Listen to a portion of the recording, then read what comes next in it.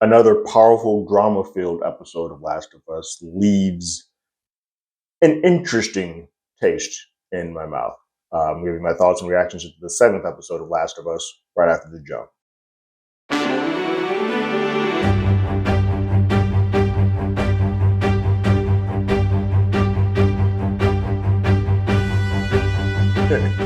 Hello, everyone. Terrence here with Hollywood Already Did It. If you haven't already, go ahead, like, share, subscribe to the channel, leave a comment, ring that bell below. Anytime we have something, you will be among the first to know. It is taking me a bit of a time to talk about this episode, not because it's bad or timing. I watched it really late at night and then the week got away from me.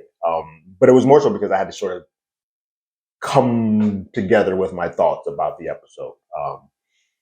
Because there are two sides of this that I kind of feel about. I think it's a very strong episode, a lot like episode 3, where it's sort of standalone. This one at least deals with a character that we are familiar with, but it's more of a backstory type of episode. Something that the video game does quite a bit is that it, in the midst of all the action or super intense, creepy scenes that you have, they will take a moment to give you history about a character or something, that why a scene or a piece of something triggers memories for a character. It works pretty well in video game world because you're playing a game and you're going through so many intense scenes that you kind of need a rest for a moment to sort of get your stuff back together and then continue on. You're not just being inundated with action and drama and intensity all the time. It was a little different in the show world because we're not getting as much action or as much intensity as the game does. We're more so doing the dramatic beats that happen to feed action or intensity to you from time to time. Because of that, it's a little, I have a bit of an issue with the placement or the timing of this. I think while I loved the timing of and placement of episode 3 to show how people can make love out of this just tumultuous situation. This shows you the opposite side. This episode is like, hey, what happens if that doesn't? Well, if you, the life that you didn't get to live, or the world that you didn't get to live, you had to now go on this other journey. The problem is, I cared so much about the main story that taking this sort of pause sort of feels like you're pulling me out of the story a bit. And I think the momentum is lost just a bit. Now, the other side of it is, this is an amazing episode. Like, it's gorgeous. It's beautiful. The story is done well. This episode is called Left Behind. And it's about the comic book / downloadable content part of Last of Us that, for the first time, is a piece that I didn't read or play. I didn't play the downloadable content. I'm aware of it. I know who the characters are and what this all sort of is, but I was not, unlike most of the rest of the show, I was not able to sort of do a one-to-one or say, hey, this is where that comes from or what this is. So I was going in kind of new, and I kind of appreciated that a bit. This episode, we pick up where Joel and Ellie have sort of found a home to sort of take shelter in. And Joel is telling Ellie to go on without me, leave me alone. I'm going to die here. Go back to the compound and get my brother, and then take on this role. But I can't help you out anymore. And after a little bit of pushing, Ellie's like, okay, fine, I'll leave. I'm going. But then we have her stop at the stairway and kind of just reminisce and think about the Left Behind story. And what we see in this is that this is her at the original the QZ when they're kind of going through training in school. And in the QZ, what we learn is that there was someone who was sort of her protector, her bodyguard in this, Riley, played by Stormy Reed, who is no longer there. She's gone. She's been gone, but we learned to be gone for several weeks. And so the school has sort of learned that Ellie's protector isn't there. So we can pick on her a little bit more. Don't know why. She's still a fighter. She can still whoop that ass. So after a fight and a brawl, she gets sent to what, quote unquote, the principal's office, if you will. And in this, we sort of learn that the people of this school typically end up in only 2 jobs. There's really only 2 jobs that exist in this new world that's been created. You don't have sort of the middle class where people kind of just do the remedial jobs, but you are either a policeman, or you are a grunt who does like the service work, toilet cleaning, street cleaning, things of that nature. He feels that Ellie is too smart to be with the grunts. Bethany, who she beat up on, is a grunt.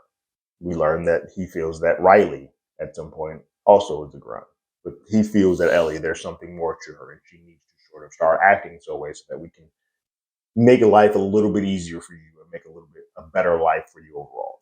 After going to the principal's office, she goes to bed and is woken in the middle of the night by Riley, who is there to abscond her and take her on the best night of her life.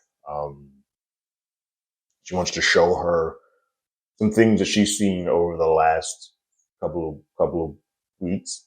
She's been gone 3 weeks, and lets her know that she's joined the Fireflies, and so this is her last night in town. So she wants to spend this last night with her, and let's go and enjoy the town, if you will.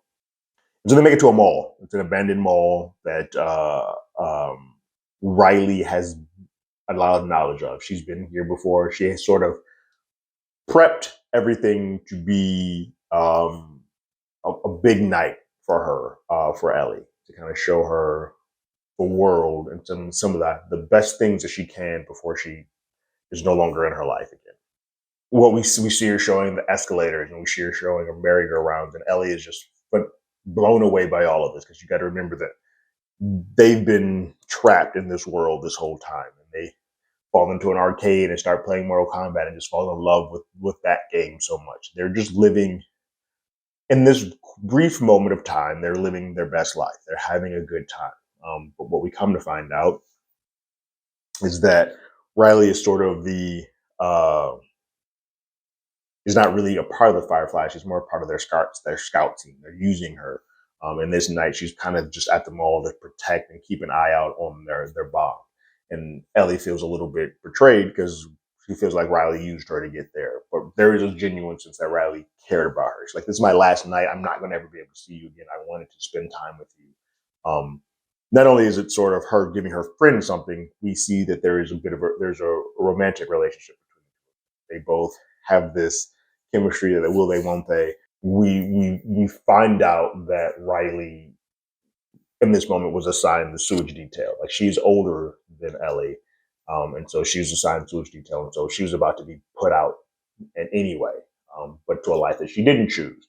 So that's why she chose this life. But once Ellie finds out that essentially Riley lied to her, she's about to take off. Like, nope, I'm getting out of here. And that's when Riley presents her with the pun book that was so fun in the episode that sort of bridged she and Joel together. That pun book comes into play. Riley informs her that of the whole sewage thing, and that she tried to get Ellie into the Fireflies with her, but Marlene said no. This is when we sort of know that Marlene has a connection to Ellie's mom and has sort of made the promise. That's a part of this as well. But this is her last night in Boston, so she went to spend that last night in Boston with Ellie. Ellie's angry and confused and like, why did you bring me here? You lied to me. And she sort of she storms off. She's contemplating returning. She's like, maybe I should go talk to her. Maybe I should. This is her last night. I'm not going to see her again. She starts hearing screaming, and she runs back and is freaked out and is like, oh my God, what's happening? But it's the last sort of surprise that that Riley's created for Ellie. It's a haunted, like a Halloween store that has like screaming things in it. And they kind of just talk things out some more. And in that moment, Ellie kisses Riley. And Ellie apologizes, and Riley's like, nope, no need to apologize. She kind of liked it. In that moment, they both kind of let down their guard. They both show the sort of affection for each other. And then madness ensues because an infected comes through the garage of the mall. Riley has a gun that we saw earlier and starts firing on them, but they get attacked, and it's just madness. They're both getting attacked back and forth. Eventually, the infected is subdued when Ellie pulls out a knife and kind of is able to just stab it in the head and take it out. Unfortunately, in this moment, they both see that both of them have been bitten. Ellie has the bite on her arm, the bite that we all know that we know does nothing for her, and Riley has been bitten on her hand. And they just sort of both sit there. Ellie breaks a lot of things. She puts out her anger because she knows this is it. Even the option of being a sewage person or a Firefly or being back in the police or QZ or even having a relationship. All of that is going out the window in their eyes because now their life is going to be completely changed, according to them, what they believe. They don't have a choice. And that they say they have two, Riley has the two options. On this part I have seen from the game, I've seen clips of this, but they have two options. Take the easy way out, which means to kill themselves. And Riley's like, I have no desire. I have no desire to do that. That ain't it. And the second option, we just keep going. And in that, they both are like, or she says, we can be poetic and shit and just lose our minds together. And that's sort of the end of their scenario. Obviously, we don't see Riley again. And from my understanding in the game and in the comic, we don't see what happens to Riley. But it is believed that Riley is taken out by Ellie, or Ellie has to. Ellie's alive, Riley isn't. With them being there together the entire time until one of them changes, it feels like Ellie then had to take out Riley and then continue on. And leave her friend behind, leave somebody that she loves behind. We return back to the present day, and Ellie's like, I can't do that to Joel. I'm not doing that again to somebody that I care about. And so she quickly goes to find a needle, and in one of the probably the most gruesome thing that I've seen in this episode so far, because at least with the ripping of the head from the bloater, it was kind of done off a little bit off screen and faded. She has to start sewing him up to make him whole. And her choice, her option was to keep fighting and to keep going on, but she's going to do it with the person that she cares about. So that is how the episode ends. That is what Left Behind does. It is sort of a way to galvanize Ellie when she feels a bit defeated, to leave, and this person is saying, go without me, leave me alone. She's chosen the option that is not the easiest. Like, nope, I need you. I'm going to put you back on the mend, and we're going to get through this. A very strong and emotional episode, but again, it sort of takes the momentum out of the main story, which is what at this point I'm on.